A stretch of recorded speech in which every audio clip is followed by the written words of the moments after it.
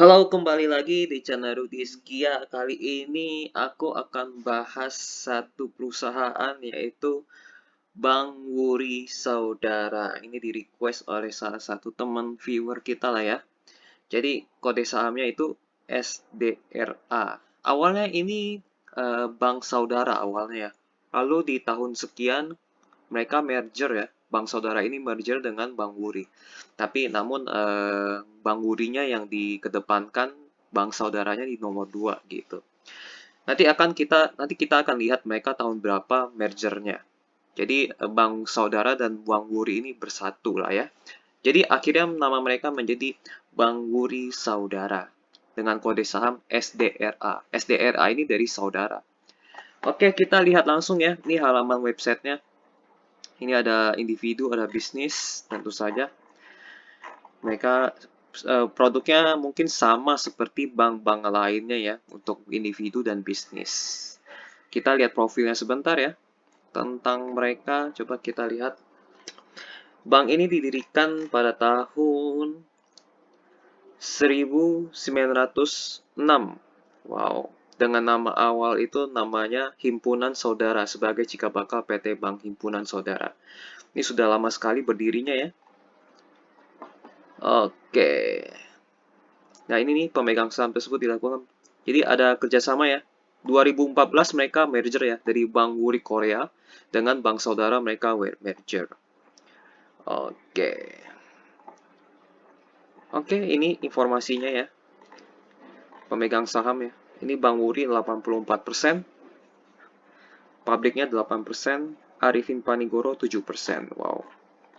Ini shareholdernya bagus, pengendalinya dari Bank Wuri.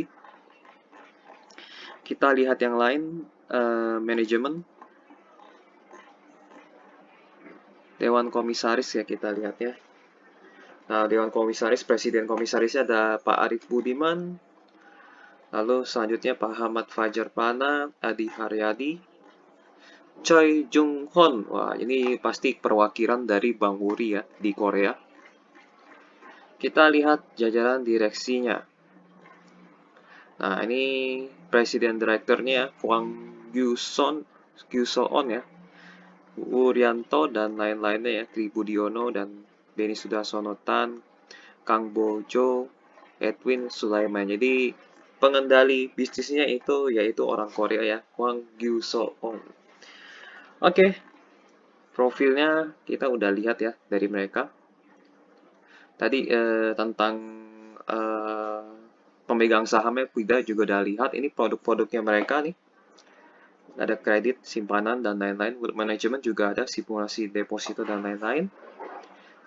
Nah, di hubungan investor pun kalian bisa lihat ya, laporan keuangan, laporan tahunan dari tahun-tahun sebelumnya. Nah, ini kinerja informasi dividen dan lain-lain.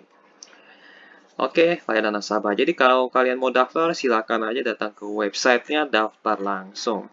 Aku pikir sudah lah ya, tadi sudah ada penjelasan tentang pemegang sahamnya. Nah, ini Bang Wuri jadi pengendalinya kita tahu. Jadi aku rasa websitenya sudah. Ini dari IDX-nya ya. Mereka IPO itu di tahun 2006. Dan ini Bank Saudara atau Bank Wuri ini sudah melewati krisis 98 dan krisis 2008 dan lain-lainnya. Apalagi mereka sudah melewati krisis pandemi COVID. Nah, harusnya mereka aman. Ini jajaran direksinya, ada orang Korea ya. Ini komisarisnya juga ada orang Koreanya. Nah, ini pemegang saham terbarunya ya. Bank Wuri pengendali 84%. Arifin Panigoro, aku nggak tahu ini siapa. Kalian bisa ngecek di Google. Kalian ketik nama Arifin Panigoro, siapakah dia gitu kan. Apakah ada skandal atau siapa gitu. 7%, pabriknya 8%. Ini komposisinya bagus, mereka bisa melakukan right issue berkali-kali. Jadi komposisi di masyarakat masih 8%, artinya bagus. Oke, jadi mereka bisa dapat tanda tambahan lagi ya. Karena mereka masih pegang 80%, 84% ini sangat banyak. Dan mereka sudah pernah right issue 2 kali. Nanti aku kasih lihat kapan saja. Dan ini mereka masih bisa right issue lagi. Oke, ini bagian komposisi pemegang saham kita udah tahu pengendalinya Bank Wuri dari Korea. Nah, ini laporan keuangan paling akhir ya di 2022, yaitu 30 Juni 2022 atau kuartal yang kedua ya. Kita lihat dari atas, kita akan lihat perbandingan utangnya mereka, apakah utang mereka sehat atau tidak. Nah, kita pertama-tama lihat jumlah utangnya di 38 triliun ya. Ini dikali 1 juta. Jadi semua angka di sini dikali 1 juta. Jadi dikali 1 juta, utang mereka itu 38 triliun. Simpanan nasabahnya berapa totalnya? Ada 27 triliun. Ditambah ini masih tetap 27 triliun. Oke, berarti dikurangi 27 triliun ya. Ini dikurangi 27 triliun berarti sekitar 11 triliun. Utang mereka yang murni itu 11 triliun. Setelah dikurangin pinjaman nasabah ya, bukan pinjaman, simpanan nasabah. Simpanan nasabah itu dimasukin ke dalam utang. Jadi bank ini harus mengembalikan dana nasabah. Jadi makanya bentuknya utang. Jadi utang asli mereka itu operasional 11 triliun. Sementara berapakah aset mereka? Kita lihat dulu ya. Cash mereka kecil, hanya 400 miliar. Ini ada giro 1 triliun, 1 triliun tempat lain. Efek-efek 2 triliun ya. 2 ditambah 1,6, 2,9 tambah 1,6 berarti 4,5 ya. 4,5 ditambah 1,7 berarti 6,3. 6,3 ya kisarannya. 6,3 pinjaman yang diberikan pihak ketiga. Oh, ini ada pinjaman yang diberikan ya pada pihak ketiga. Udah lebih sih, ini udah lebih. Penurunan nilai dan lain-lain sekitar 37 miliar. Jadi uang yang bisa dicairkan ini cuma sekitar di bawah 10 miliar ya. Tadi kita lihat hitung sekitar 6 sampai 7 bukan miliar tapi 6 sampai 7 triliun, bukan miliar. 6 sampai 7 triliun secara uang kalau mereka mau uang cash kan ya. Dan ini pinjaman yang diberikan ini bisa dikembalikan juga. Ibaratnya ini kan produk mereka kan kredit, bisa balik juga ke mereka.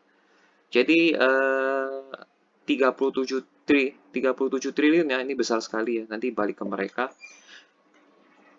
Oke, penyertaan saham, aset tetap enggak. Jadi yang paling lancar ini yang 1,7 ditambah 4 berarti 2, ini kita jumlah-jumlahkan dulu ya. Ini 400 tambah 1,7 sama dengan 2,1, 2,3, 3,9, 4 lah ya, 4 triliun, jadi 6,9 triliun. Jadi uang yang paling cair mereka itu 6,9 triliun.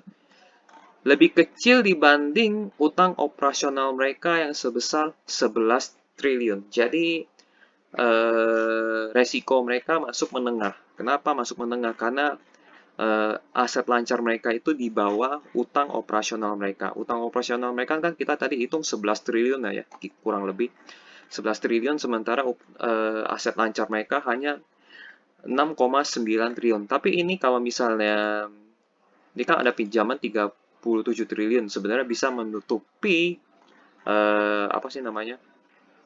Dari keuntungan ya, dari keuntungan bisa menutupi total utang mereka yang sebesar 11 triliun tadi. Nah, ini 11 triliun tadi gitu. Tapi kan ini kan tergantung mereka kapan balik modalnya gitu kan. Nah, karena ini kita lihat yang aset yang paling lancar ya. Aset paling lancar mereka ini di bawah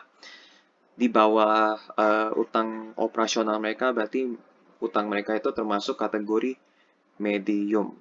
Jadi resikonya medium ya. Maksudnya medium itu resikonya mereka gitu.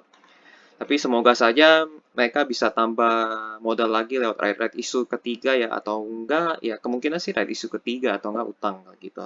Lebih bagus mereka right issue biar mereka tidak utang lagi gitu. Jadi secara utang mereka aset lancarnya di bawah total utang mereka lah ya. Gitu.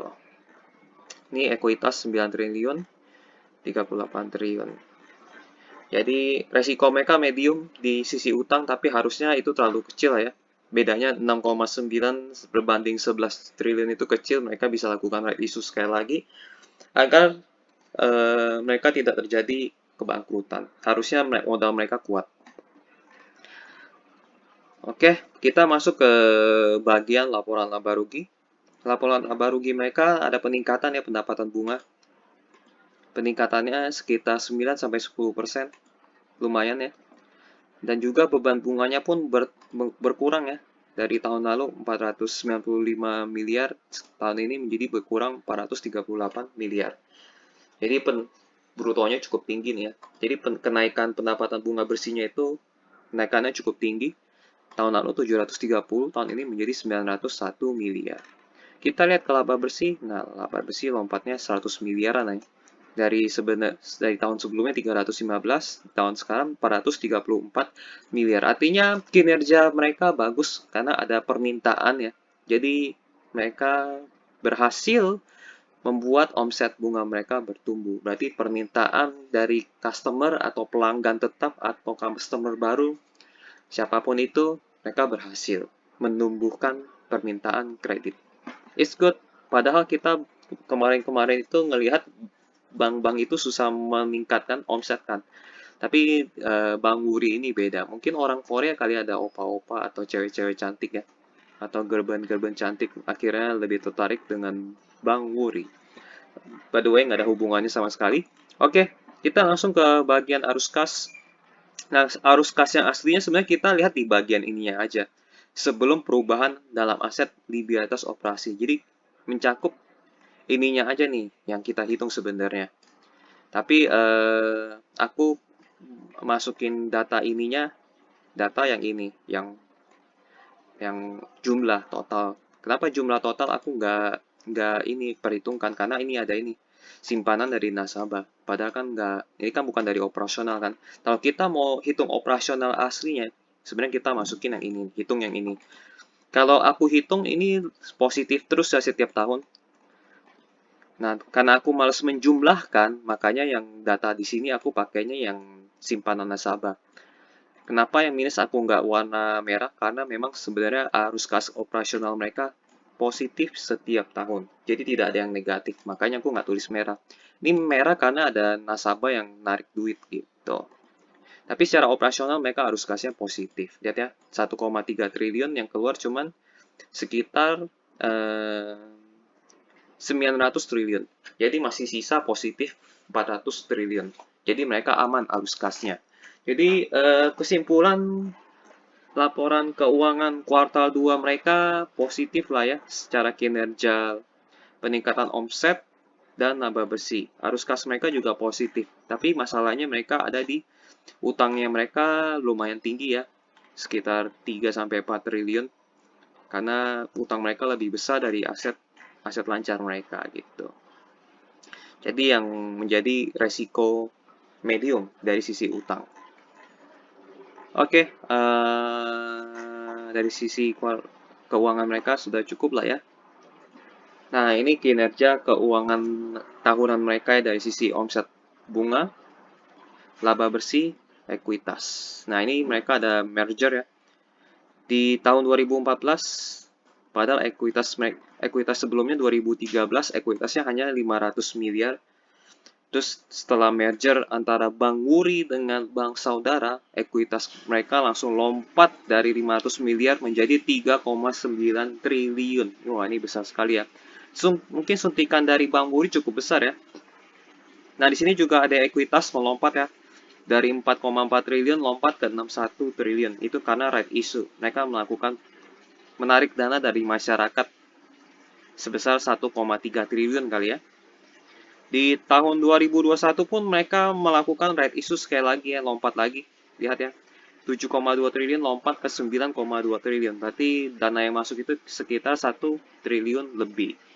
Mereka melakukan right issue 2 kali. Jadi setiap ada ekuitas yang menambah, itu kemungkinan dari right issue atau enggak suntikan dana, atau merger atau lain-lainnya.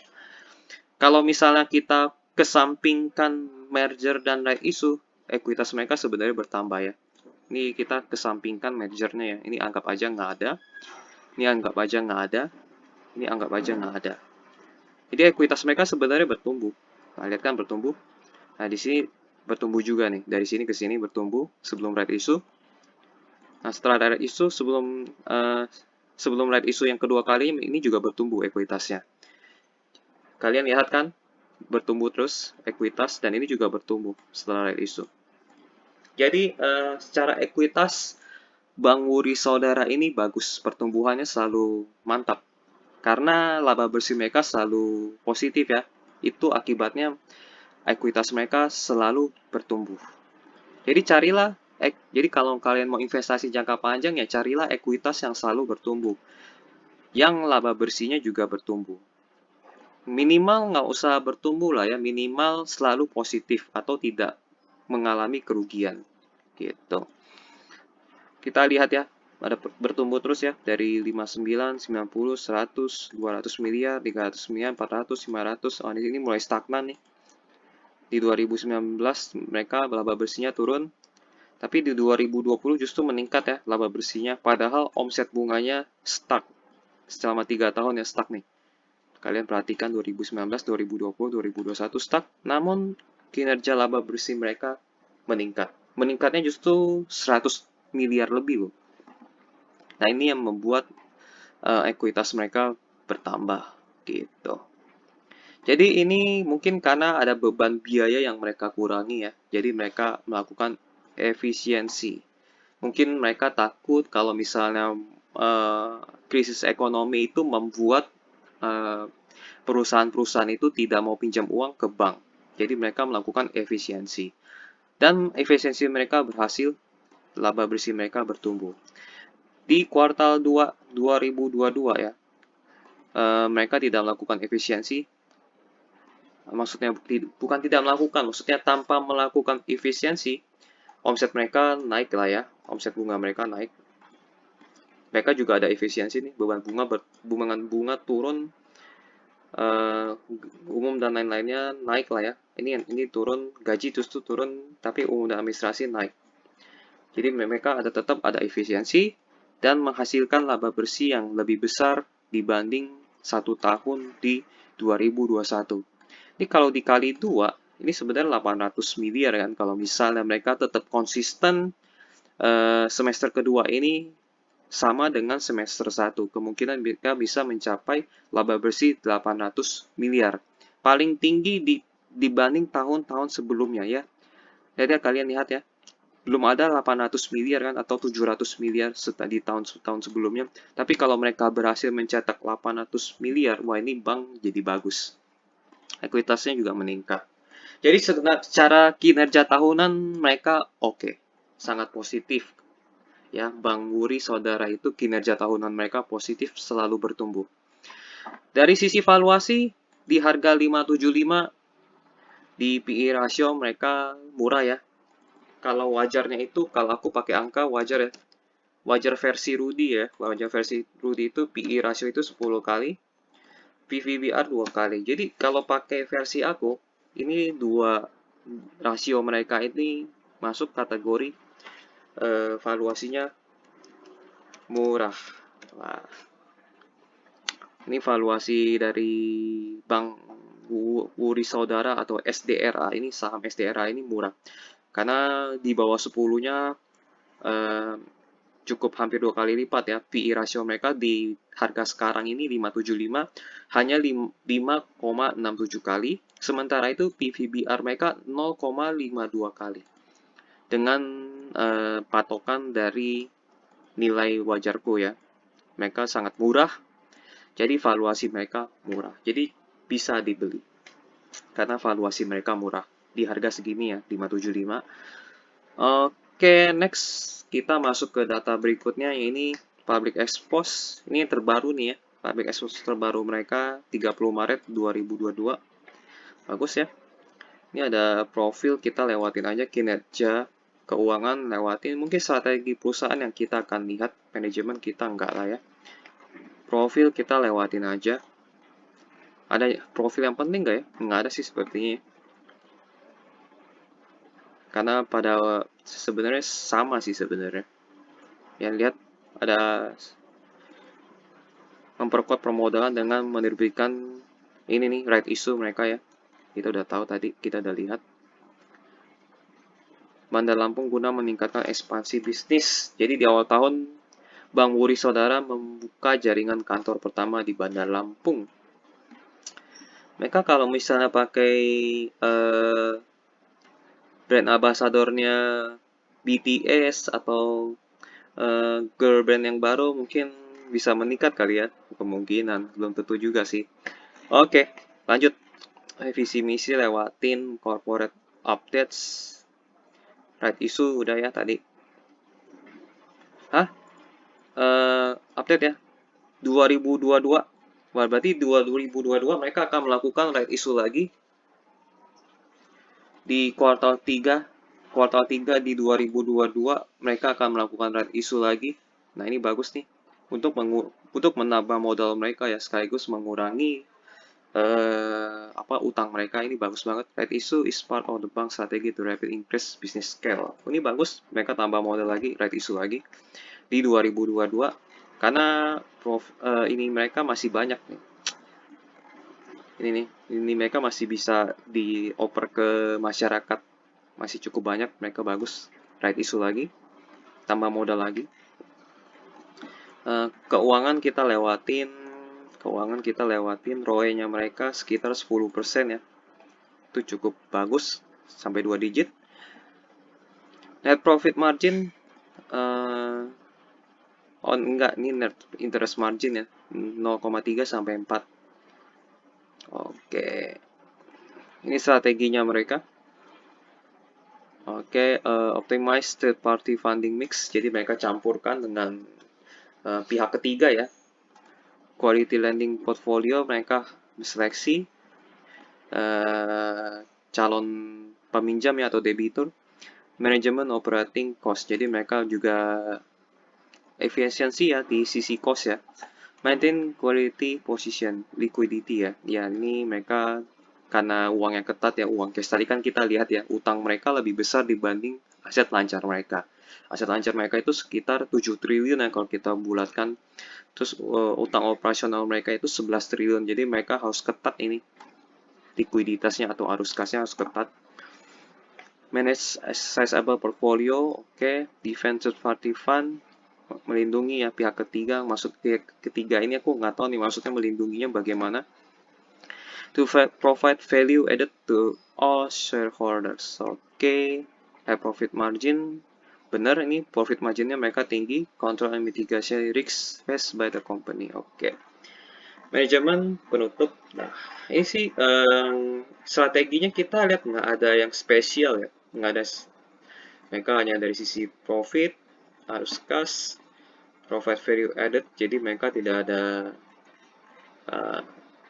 strategi yang sangat bikin wow gitu. Jadi mungkin mereka akan dorong sisi bagaimana omset dan laba bersih mereka bisa tumbuh, mereka akan dorong dari sisi marketing dan sales. Mungkin itu ya mereka.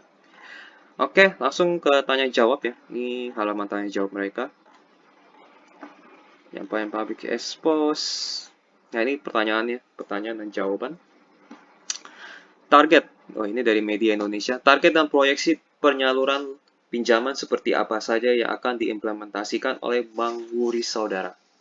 Untuk pengelolaan pinjaman, kita akan melakukan diversifikasi korporasi, UMKM, dan juga untuk konsumsi, khususnya produk pada kredit pensiun dan kredit pegawai. Kemudian juga untuk produk UMKM pada tahun 2022 ini, kita akan fokuskan pada peningkatan ekspansi dengan mengadakan prinsip kehati-hatian. Kemudian juga produk kredit konsumer dan korporat masih merupakan produk loan andalan dari Bank Wuri. Jadi andalan mereka ini ada konsumer dan korporat ya. Kemungkinan yang paling cuan ini di korporat. Terus dikembangkan juga tetap dan tentunya meningkatkan kredit UMKM dan komersil. Rencana pemberian kredit berdasarkan sektor ekonomi kita akan difokuskan kepada sektor manufacture, migas, farmasi, dan beberapa industri kreatif home industry. Dan tentunya Korean companies akan menghasilkan ekspor dan telekomunikasi. Jadi mereka mulai ini ya namanya melebarkan pasar mereka ke industri-industri lainnya. Oke, bagus.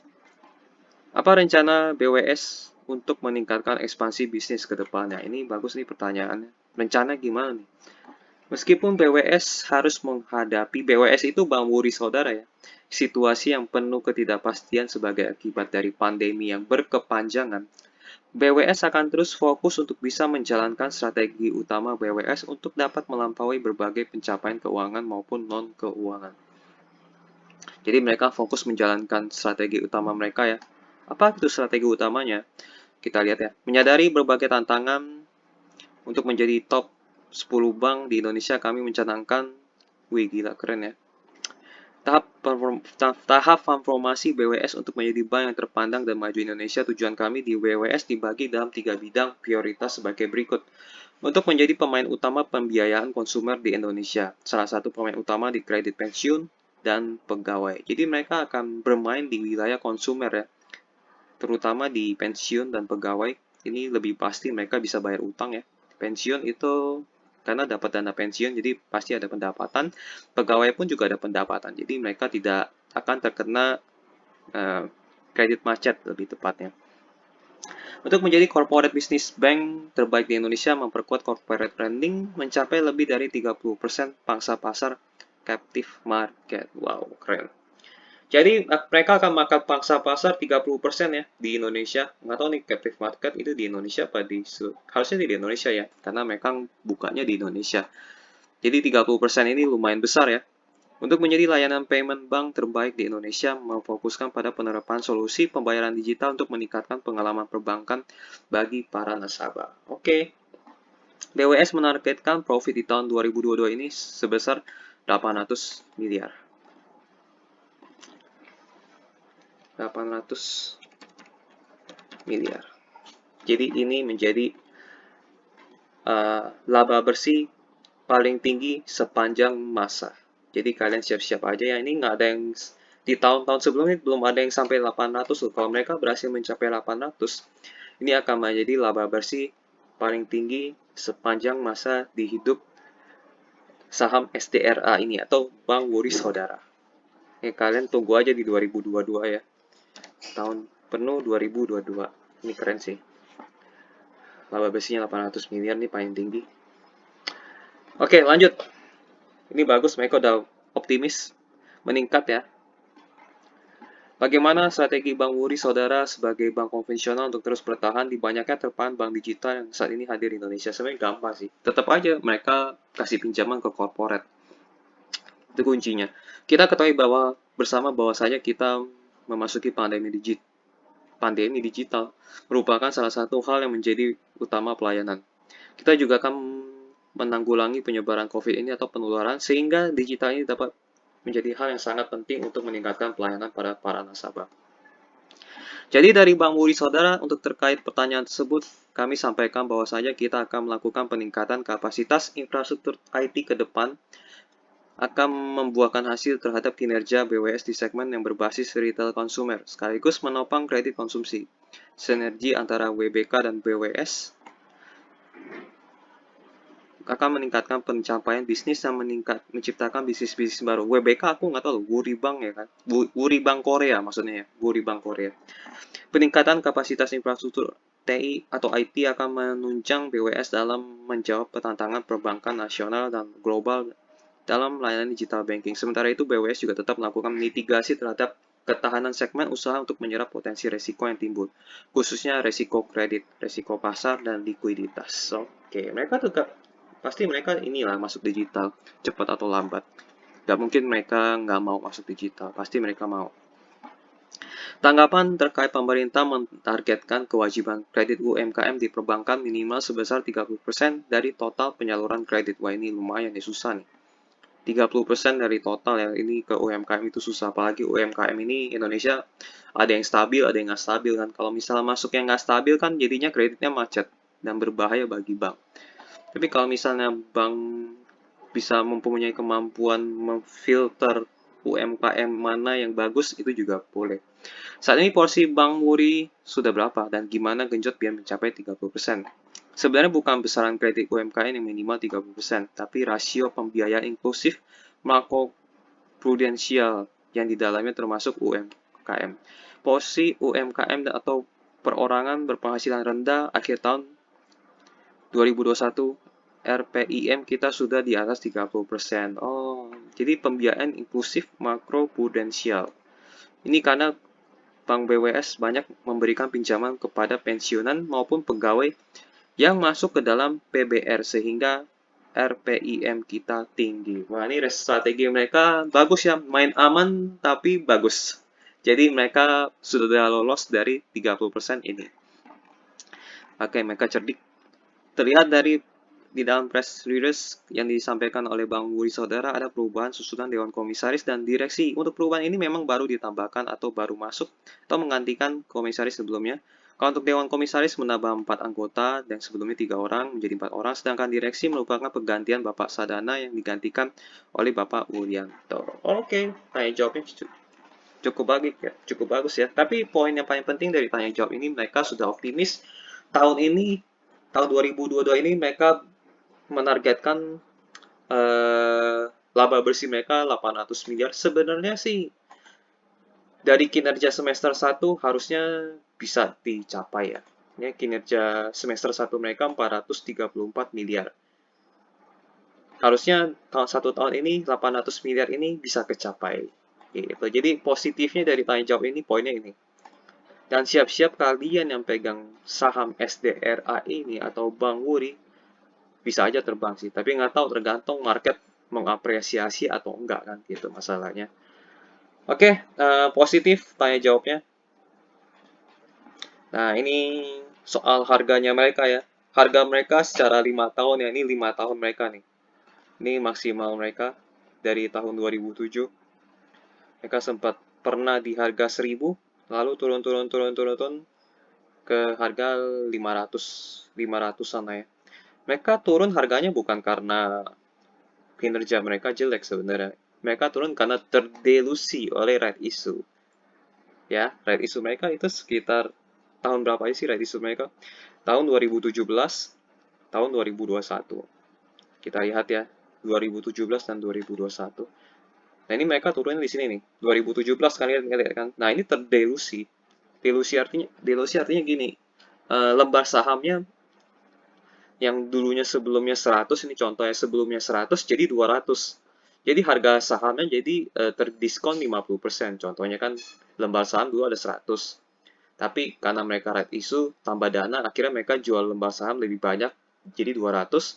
Akhirnya harga saham jadi terpotong 50%. Kira-kira contoh sederhananya kayak gitu. Nah, ini terdelusi bukan karena kinerja. Ini 2021 pun juga terdelusi bukan karena kinerja. Gitu. Jadi sebenarnya kalau tanpa delusi mereka mengalami pertumbuhan ini ya, peningkatan harga saham lah ya, di luar delusi dari right issue, dan di kuartal 3 ini mereka akan melakukan right issue lagi, sekali lagi mungkin harga sahamnya akan turun lagi. Gitu, jadi siap-siap untuk di kuartal 3 ini. Tapi meskipun mereka melakukan right issue, valuasi mereka sebenarnya sudah murah ya. Tapi kalau misalnya mereka melakukan right issue sekali lagi di kuartal 3 kan tadi kan ada pemberitaan mereka ada rencana di public expose-nya mereka ada right issue kan tadi udah lewat ya, nggak tahu cari di mana. Yang penting kita udah lihat sama-sama kuartal 3. Kemungkinan right issue mereka akan terpotong sekitar 10% dari harga dari sekarang mungkin. Jadi 10% berarti masih tetap di harga 500-an lah ya. Kalau misalnya mereka diskon 10%. Jadi harusnya nggak masalah sama sekali. Dan ini mereka pun masih harusnya tidak berubah banyak. Gitu. Tetap mereka masuk kategori valuasi murah. Oke, ini secara harga saham ya. Nah, ini dividen mereka rajin bagi dividen ya. Ini dari 2022, 2021, 20, 19, 18, 17, 16, 15, 14, 13, 12, 11, 10, 9, 8. Ini mereka rajin bagi dividen. Jadi, ini layak investasi jangka panjang karena mereka rajin bagi dividen. Oke, ini berita-berita terakhir mereka 4 bulan lalu akan bagikan dividen yield sebesar 3%. Lumayan ya, setara dengan deposito bank. Mereka dapat klien baru yaitu Dian Swatatika DSSA. Jadi platform pinjaman itu 150 juta US dollar ya dari Bank Wuri. Jadi ini akan menjadi pemasukan bagi Bank Wuri Saudara. Jadi setiap ada perusahaan yang pinjam ke bank itu otomatis jadi omset atau laba bersih ke bank. Karena mereka kan pasti bayar bunga dan bunganya itu milik bank. Jadi ini bagus, ini MBSS pun juga pinjam ke Bank Wuri. Ini bagus nih, 8 bulan ya, 8 bulan yang lalu. Mereka mempercepat pembayaran kredit. Mungkin ada tambahan omset ya bagi SDRA lagi. Jadi, jadi semakin banyak korporasi pinjam ke SDRA artinya semakin bagus. Jadi cukuplah informasi sampai ini ya, sampai ini. Jadi dari semua informasi yang kita kumpulkan dari awal sampai akhir, SDRA ini atau saham SDRA atau Bank Wuri Saudara ini bagus ya. Positif lah ya. Kita lihat juga kinerja tahunan mereka selalu berkembang dari sisi omset, laba bersih, ekuitas. Dan dengan posisi mereka harganya murah ya, harganya valuasinya murah di bawah 10 kali dan di bawah 2 kali, dan posisi mereka 5 kali dan 0,52 kali. Lalu mereka rajin bagi dividen setiap tahun. Meskipun dividen yield mereka itu kecil lah ya, tapi tetap mereka rajin bagi dividen. So, apakah layak diinvestasikan? Tentu saja layak. Untuk jangka pendek sangat layak ya. Dan mereka sudah target omset laba bersih di tahun 2022 itu 800 miliar. Artinya lebih tinggi dibanding tahun-tahun sebelumnya yang belum pernah mereka capai. Ini bagus banget, ini bisa mempermurah PVBR mereka ya. Kalau misalnya mereka bisa sampai 900 ini makin murah lagi. Tapi sebenarnya harga 800 ini sebenarnya harga yang segini gitu. Ini sebenarnya PE ratio dan PVBR ini hitungan setahun sebenarnya. Jadi kalau misalnya ini tetap 800 ya ini tetap segini juga sebenarnya. Jadi ini harus di atas 800 mungkin ini baru bisa makin murah. Misalnya 900 gitu kan. 900 ini jadi makin murah. Tapi kalau masih tetap 800 ya tetap segini aja. Gitu. Jadi kalau mereka berhasil merealisasikan 800 itu kemungkinan dalam jangka pendek harga saham mereka akan naik. Tapi naiknya akan terbatas karena ketahan right issue tadi kan. Right issue-nya mereka misalnya hanya 10% ya berarti harga saham bisa terdelusi 10%. Kurang 10% berarti harga mereka tetap sekitar 520-an lah ya mereka turun. Gitu, wajarnya begitu.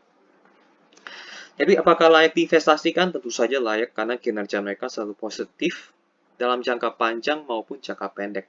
Jangka pendeknya bagus kenapa? Karena ini ada pertumbuhan dari pendapatan bunga dan pertumbuhan dari laba bersih. Selain itu juga mereka akan mendapat pendapatan dari Dian Swatatika dan MBSS. Nggak tahu ini sudah lunas apa belum. Kalau misalnya belum lunas, ini bisa memberikan tambahan omset. Ini juga bisa memberikan tambahan omset bagi Bank Wuri Saudara. Ini untuk jarak dekat. Jadi investasi jangka pendek oke. Karena valuasi juga murah ya. Investasi jangka pendek oke karena ini peningkatan omset bunga dan laba bersih. Lalu investasi jangka panjang pun juga oke karena mereka bertumbuh secara ekuitas, laba bersih, dan omset bunga. Dan satu lagi, mereka rajin bagi dividen. Jadi fix ini mereka investasi jangka pendek boleh, investasi jangka pendek lah, pendek dan panjang oke. Oke.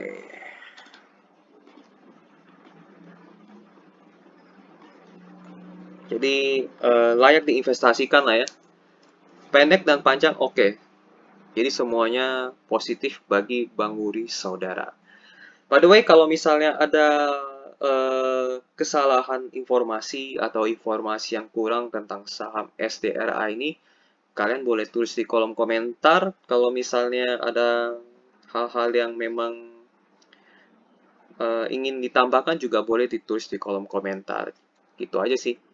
Jadi untuk SDRA boleh lah ya kalian masuk. Ini boleh masuk nih, boleh banget karena murah satu. Terus yang kedua, mereka selalu bertumbuh ya setiap tahun. Dan yang ketiga, mereka rajin bagi dividen. Dan tahun ini pun mereka mengalami kinerja yang apik lah ya, bertumbuh. Gitu. Oke sih, terlepas dari utang mereka yang resikonya medium, itu sih merem sebenarnya, mereka bisa lakukan right issue dan mereka ternyata right issue juga kan. Itu bagus artinya.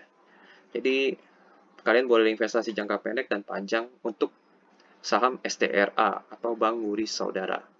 Oke sih, sampai jumpa di video berikutnya. By the way, kalau kalian mau request saham lain, kalian boleh tulis di kolom komentar ya. Oke, sampai jumpa di video berikutnya di analisa saham yang lainnya. Oke, bye-bye.